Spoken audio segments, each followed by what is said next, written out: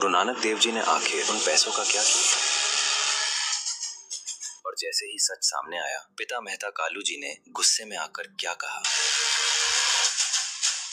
तलवंडी, जहां एक साधारण घर में एक साधारण परिवार रहता था। पिता मेहता कालू जी अनुशासन, हिसाब और दुनिया के नियम जानते थे। उन्होंने बेटे नानक को बुलाया, हाथ में सिक्के दिए और साफ कहा गया, जाकर सच्चा सौदा कर, मुनाफा और दुनिया कैसे चलती है सीख। ये सिर्फ पैसे नहीं थे, ये एक परीक्षा थी। गुरु नानक घर से चलते हैं, आंखों में चंचलता नहीं, सिर्फ गहराव लिए। बाजार पास ही था, पर कदम वहां तक पहुंचते ही नहीं।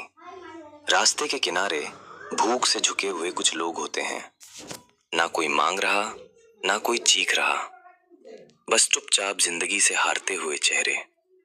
और नानक के हाथ में दिए पिताजी के सिक्के।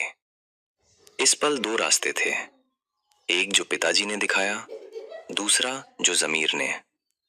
नानक बाजार नहीं जाते, वो उन पैसों से अनाज खरीदते हैं, और फिर वो सौदा होता है जिसमें कोई हिसाब नहीं, सिर्फ सच्चाई थी। हर चेहरा खुशी बोल उठता है, भूखे पेट भरते हैं, खामोशी टूटती है। ये कोई चमत्कार नहीं, बस इंसान ही इंसान के काम आता है। जब घर आकर पिताजी ने पूछा, तब नानक धीरे से कहते हैं, पिताजी पैसे मैंने सच्चे सौदे में लगा दिए। फिर सवाल होते हैं, हिसाब कहाँ है, मुनाफा कहाँ है? और जब पूरी बात पता चलती है, तब मेहता कालू जी का गुस्सा फूट पड़ता है। ये कौन सा सौदा है? दुनिया ऐसे नहीं चलती। डांट पड़ती है, सख्ती होती है, लेकिन जिन चेहरों से भूख मिटे, उन चेहरों से जो दुआ निकली, वही असली सच्चाई है।